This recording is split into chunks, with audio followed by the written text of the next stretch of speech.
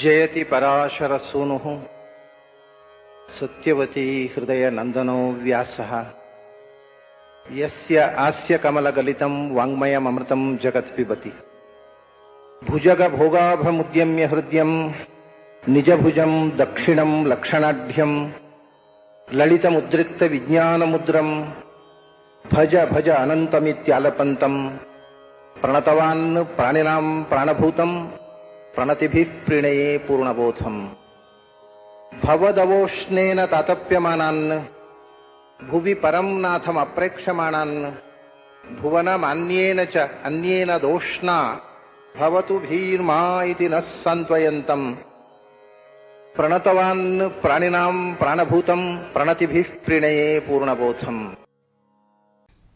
द्वाविमौ पुरुषौ लोके क्षरः च अक्षरः एव च क्षरः सर्वाणि भूतानि कूटस्थः अक्षरः उच्यते. Bhagavan describes the entire universe with one word, kshara. Prakriti is the one who created this universe and wrapped the jiva with 15 barriers. Purusha refers to the jiva inside the body. It has no reference to the gender of the jiva, and this is commonly misunderstood. In common usage, Purusha refers to a male person. Purusha is the life-enabling energy inside the jiva. Thus, Prakriti has wrapped the 15 barriers around the jiva and provided the jiva with the life force called Purusha. This Purusha is known as Akshara Purusha, the imperishable. Prakriti is also not perishable. However, the Prakrita Prapancha or the universe created by Prakriti is perishable. Purusha is imperishable, and the energy that enables us to free ourselves from these barriers is Purushottama. In summary, the jiva, which is the 16th one, is trapped in the 15 barriers. Prakriti, the 17th, is the one who wrapped the jiva with 15 barriers and provided it with the life force of Purusha. The force that enables the jiva to cross all the barriers and realize the true self is the 18th one, Purushottama. Thus, we see the significance of the number 18 in the Bhagavadgeeta, and it is the numerology behind the Bhagavadgeeta. The number 18 is instrumental in understanding the essence of Bhagavadgeeta and Mahabharata.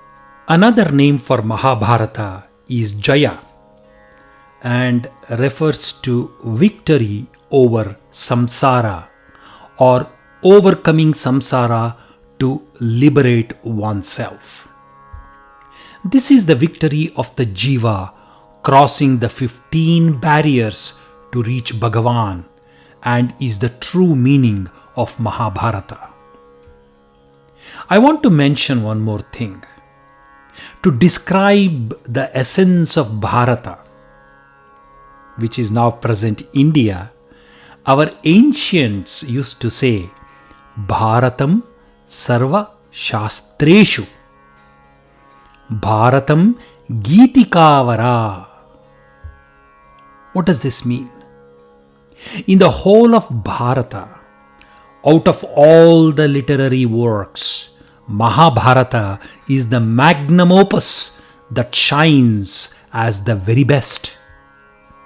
The true essence of Mahabharata is in two works, Bhagavad-geeta and Vishnu Sahasranama.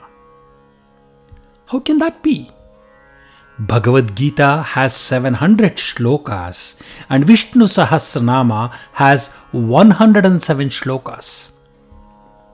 Mahabharata is the story of the fight between Kauravas and Pandavas. Bhagavad-geeta is a treatise on philosophy. How can it be the essence? And Vishnu Sahasranama just refers to the names of Lord Vishnu. How can this be considered the essence of Mahabharata?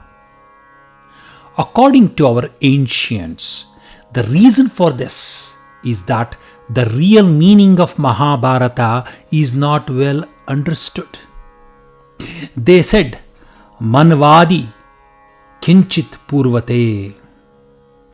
Mahabharata has three interpretations. One is the interpretation from the perspective of the mind, Manvadi. This is the psychological interpretation of Mahabharata. From this perspective, it is the story of the battle between the good and the evil within our hearts. All the characters of Mahabharata are inside us, hidden. Duryodhana, Dushyasana, and all others are not just historical characters, but are personifications of specific human qualities that lie within each of us. Similarly, with Pandavas, we refer to the voices of good within us. Frequently, we tend to take actions similar to Kauravas by not really following the proper moral and ethical path. We tend to entertain thoughts that are impure and highly immoral.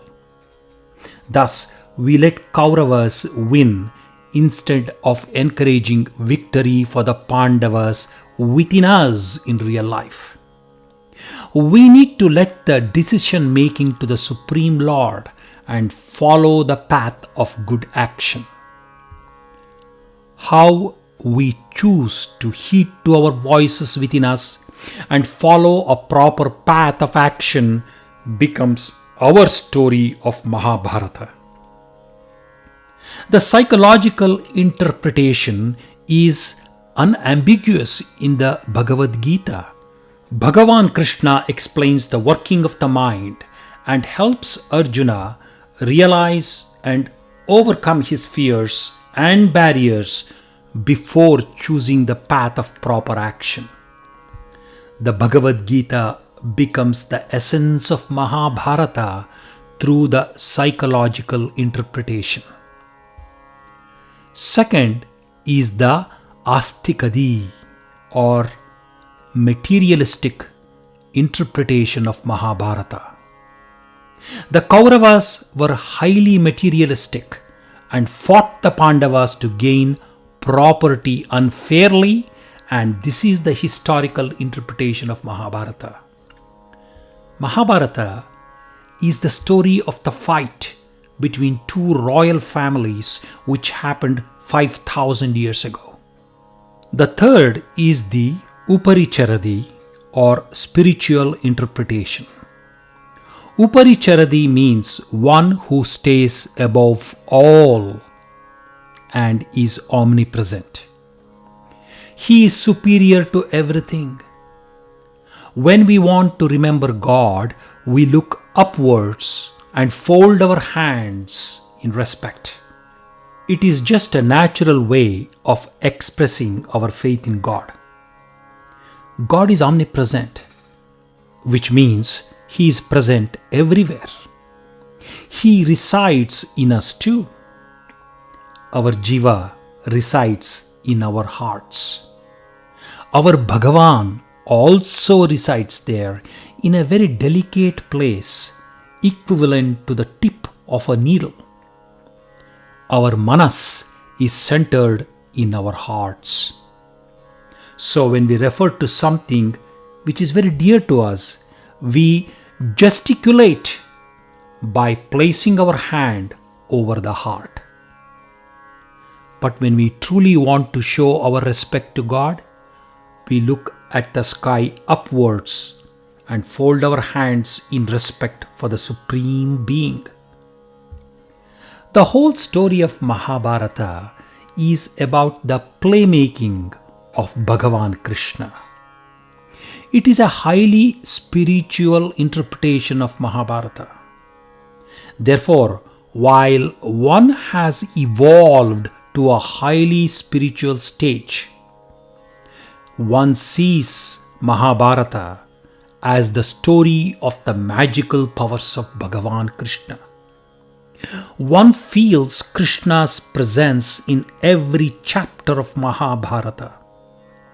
One feels as if he has chanted the Lord's prayers while reading every shloka of Mahabharata. This is evident from the story of Chaitanya Mahaprabhu from the 16th century. Chaitanya was a well-known Sanskrit Pandit and a grammarian teaching Sanskrit for a living. One fine day, he stopped in the middle of his class and told the students, "I cannot teach grammar anymore. Please find someone else to replace me.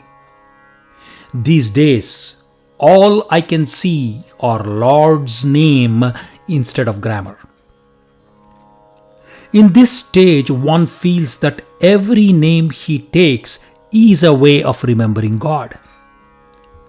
In Mahabharata, this is evident in Vishnu Sahasranama. Let me give another example. How can everything we see be connected to God? Madhvacharya proclaims all the words in all the languages, including all the sounds, are nothing but the names of the Bhagavan. He gives us an example of the sound that a lizard makes. He asks his disciples, "Can you hear what the lizard is saying?" They said, "No. How can we understand their language?" Madhvacharya says, "Yes, we can." He asks them to describe the sound. All they could say was, "This is the beauty of our Bhagavan," Madhvacharya explains. He says that even a lizard is taking the name of Bhagavan. Every word is an epithet of God. Thus, the whole Mahabharata is contained in Vishnu Sahasranama.